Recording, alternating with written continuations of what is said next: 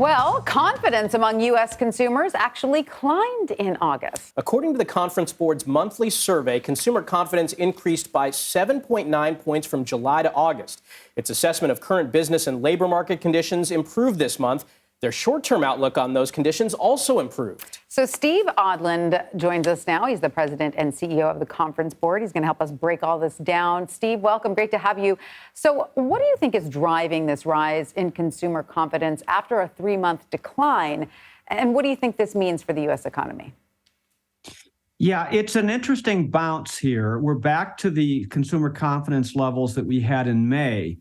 And a lot of this is due to the inflation. You know, if you look at the inflation numbers between July and August, they stabilized, meaning they didn't get worse. They didn't get better, but they didn't get worse.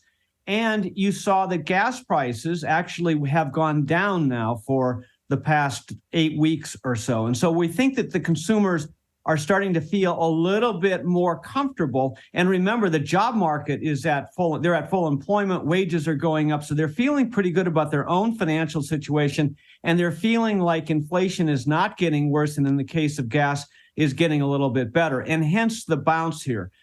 The bad news is we're still in territory that indicates a recession. And the Conference Board is forecasting a shallow recession beginning in the fourth quarter, extending into next year. And the other bad news is that CEO confidence is down at the levels that we saw in both the pandemic and in the financial crisis. So they are very pessimistic at this point. So it's a mixed bag right now in terms of the confidence. But Steve, jumping off of that point, why did the report suggest that recession risks are ongoing?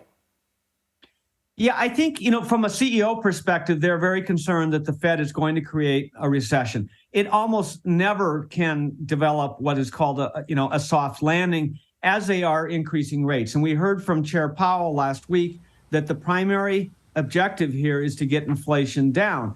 Now, that is actually good on one hand because it'll help the pain from the consumer standpoint, but they are going to do that regardless of what happens to GDP, and hence everybody expects there to be a recession, meaning a negative number in the GDP. This could be an interesting recession, though, because typically the pain is felt by the consumers in a recession because of lost jobs or lower wages. This could be the first recession that we see where it actually is better because inflation has come down for consumers and the job market is not bad. Right. So you've got 11 million openings right now and lots of room to go. A recession where consumers keep spending, right? So, looking ahead, considering all this mixed, like you said, this mixed information, the mixed bag that we're dealing with, should we expect consumer confidence to continue to climb?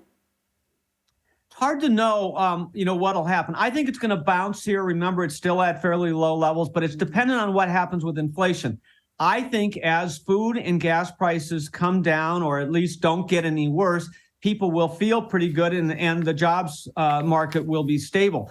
That's really important because, as we all know, 2/3 of our economy is the consumer, and we're going into the key season here in the fall with the holiday season. And so that confidence will, in fact, drive their spending and the GDP. So this is all interlinked.